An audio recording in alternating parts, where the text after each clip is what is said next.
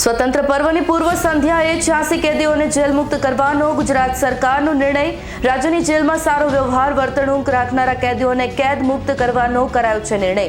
વર્ષ 2023માં 103 કેદીઓ અને વર્ષ 2024માં 248 કેદીઓને મુક્ત કરાયા।